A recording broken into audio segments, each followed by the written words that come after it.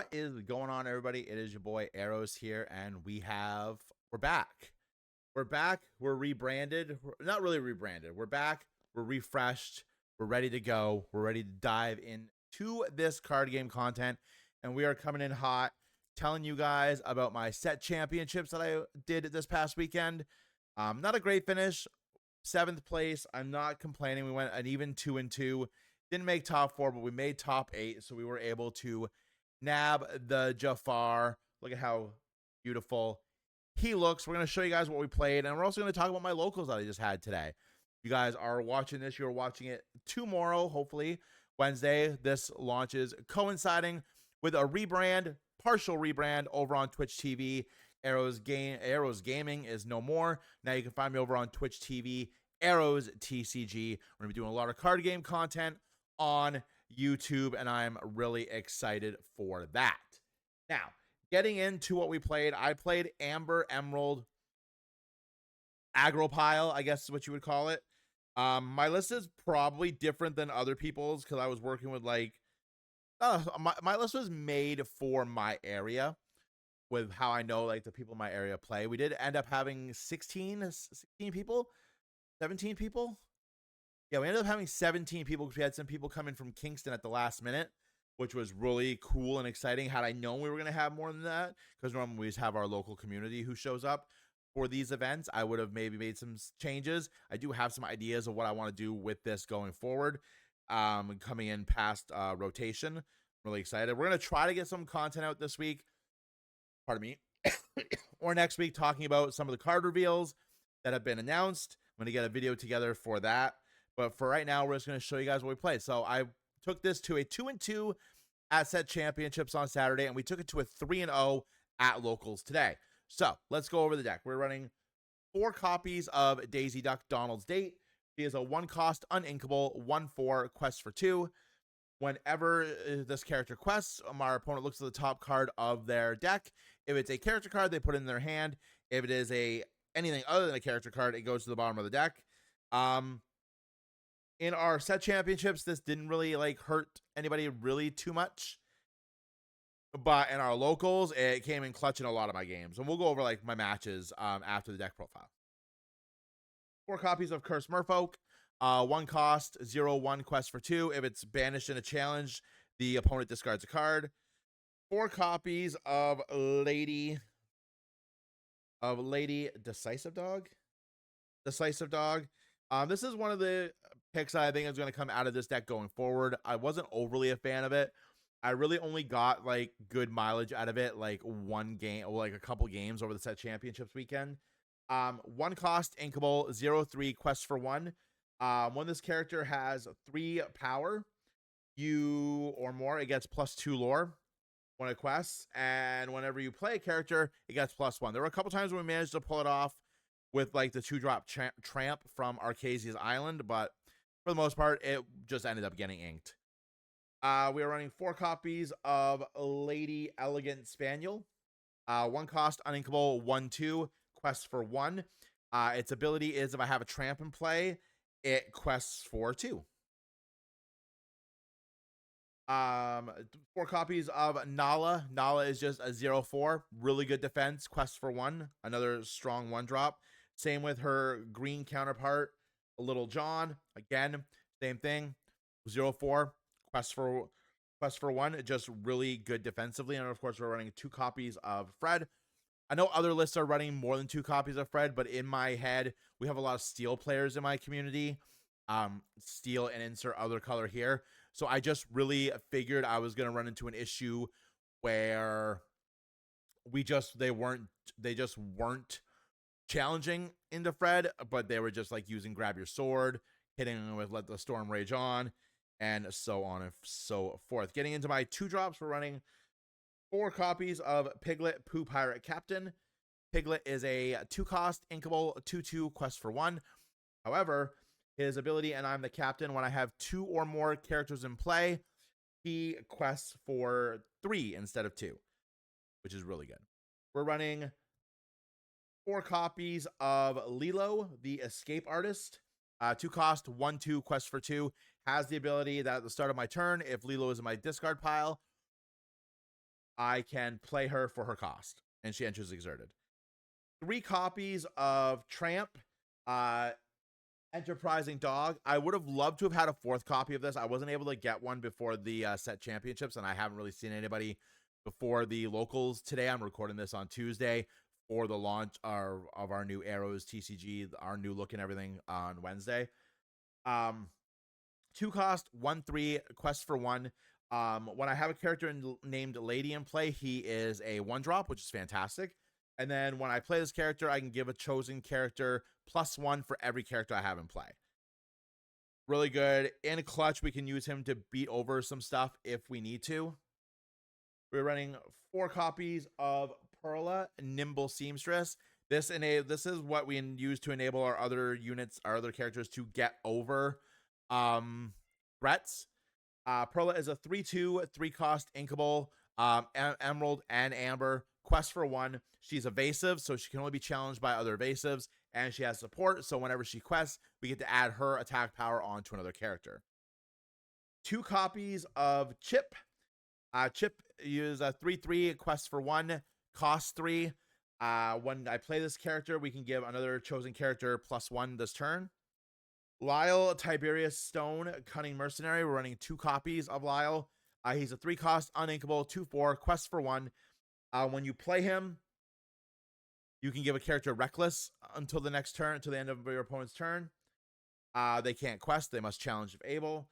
Whenever one or more of your characters is banished, each opponent loses 1 lore. That came in handy today, actually. Kept me in a game a little longer than I should have been. Going into our 4 drops, we are running 4 copies of Cinderella, Fairest in the Land. We're, of course, running the Lorcana League or store promos. Fantastic card. It is a 2-cost, as a 4-cost, inkable, 2/2, quest for 2, can't be challenged, which is super helpful in the late game. Rounding out our 4s, we have 3 copies of Jock, Attentive Uncle. Jock is a 3/4, cost 4, quest for 1, but when we play him, if I have 3 or more characters, I gain 2 lore. Into our 5 drops, we're running 3 copies of Lady, Miss Park Avenue. Lady is a 4/4 for 5, uninkable, but she also shifts for 3 on top of another card named Lady. We have 7 targets that we can shift onto her for. I actually don't know if I've shifted on this card yet. When you play this character, you may return up to 2 characters with cost of 2 or less to our hand, which is fantastic. We're running 4 copies of Darling Dear, Beloved Wife. Darling Dear is a 5-cost, 4/4, inkable, quest for 1. When you play this character, we gave a chosen character +2 lore for the turn. And then rounding out, I just didn't really know what to put in this spot. We are running 2 copies of Mufasa from Rise of the Floodborn. 5-cost, 3/3, quest for 2. Has the ability, when this character is banished, we can reveal the top card of our deck. If it's a character, it enters play exerted. If it's otherwise, put it on top of our deck. Everything we have here is going to be a character, so we're always going to get value out of this. And that is the deck. So let's talk about our matches. So for the set championships, we played 4 rounds. I went 2-2. Game 1, I played against a purple steel amethyst deck. Again, I feel like I have a really good matchup against this deck, depending on like card choices in the early game, because we are able to just get out to a ton of lore. The first game, I was able to drop 3 of our daisies on him, so we were at like 10 lore by the time he was able to like get moving. So we were able to like just take that game really quickly. Game 2 was more or less the same, except for instead of daisies, I used the combination of ladies and tramps to get off to a strong start, and I took the game pretty quickly. Round 2, we played against my friend Andrew and his Steel Emerald Robin Hood deck. Like it's a damage deck, steel and damage, but it's a huge focus on Robin Hoods, Sherwood Forests, and all Beast, Relentless. Just a lot of really powerful cards that do a lot of stuff based off of damage. Game 1, I took it relatively quickly. We were able to just speed out early game, get to a point where even with all the stuff, even with his catch up, he just wasn't catching up enough. Round 2, I got destroyed, straight up destroyed. Round 3, I was a close game.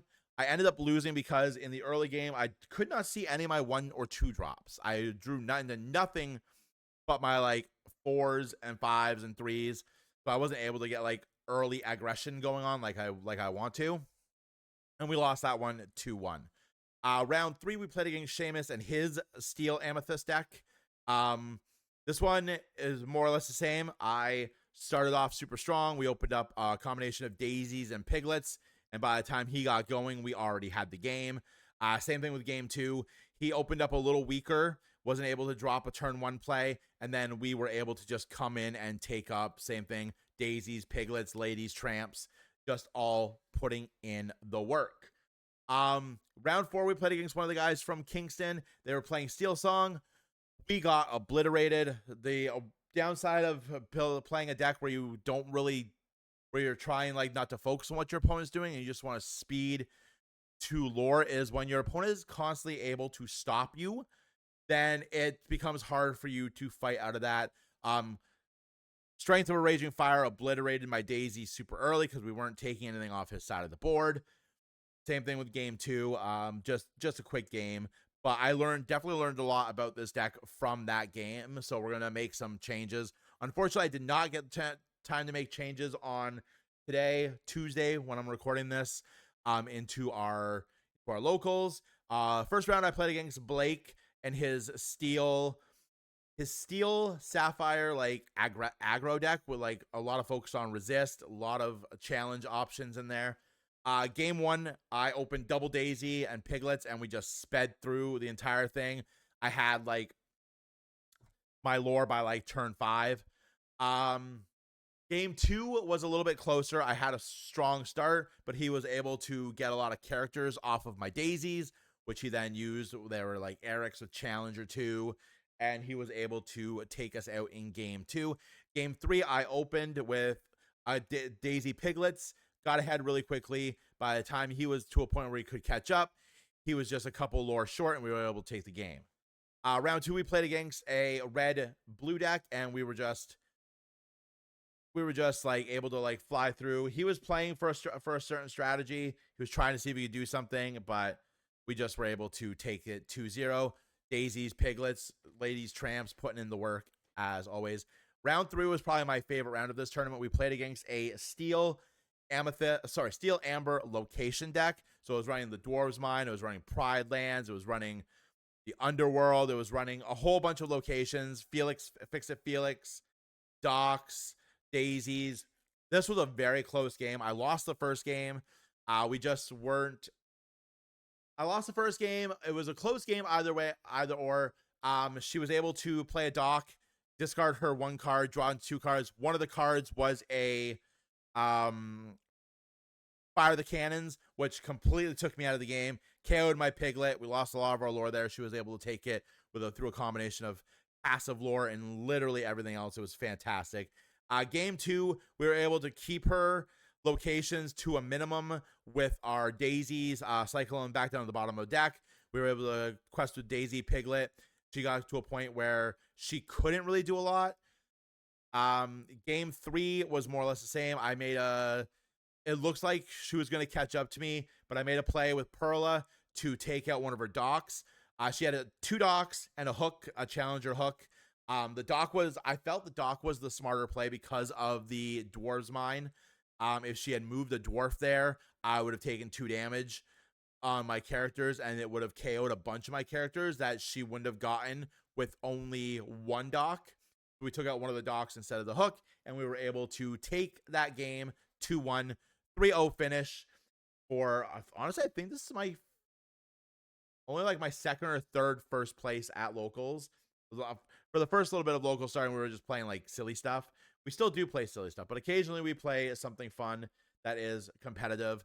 I really like this deck. I do have some thoughts for post rotation. So post rotation, we're losing Simba, and we are losing, as of right now, as of the making of this video, Mufasa. As of the making of this video, we're losing Mufasa and we're losing Piglet. Now, nothing straight up replaces the Piglet, so you can just really pop in like maybe like a 2-cost with Bodyguard here to like protect your daisies from challenges a little longer. Would be really good here. You can toss in some more chips to give yourself some more lore options. But yeah, this is just whatever. These weren't actually supposed to be in here. I didn't end up having enough Donald Ducks, which does a very similar thing to the chip. So we ended up running the Mufasas as well instead. So this wasn't actually supposed to be in the build.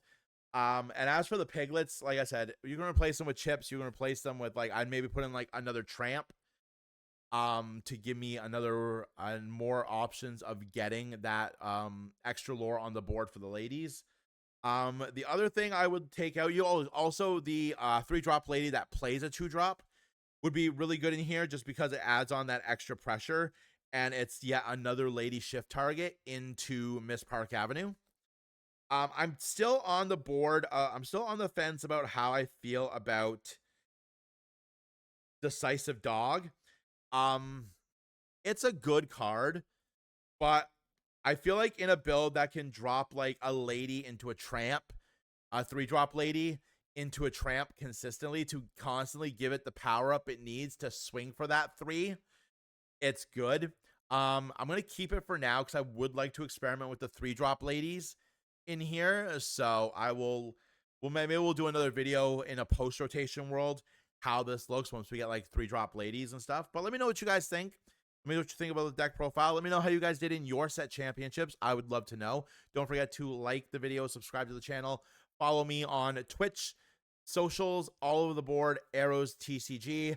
We're going to be having all that new updated information down there. This is the first video under the like new era, under the new design, the new intro. We're still working out some of the kinks. I have like a webcam, but when I went to record this video, it looked all grainy on the screen and I didn't really like that. So if you guys have any suggestions for that, I use OBS, let me know. And as always, friends, go out there, play some card games. They're always a good time, and I will see you when I see you. Bye.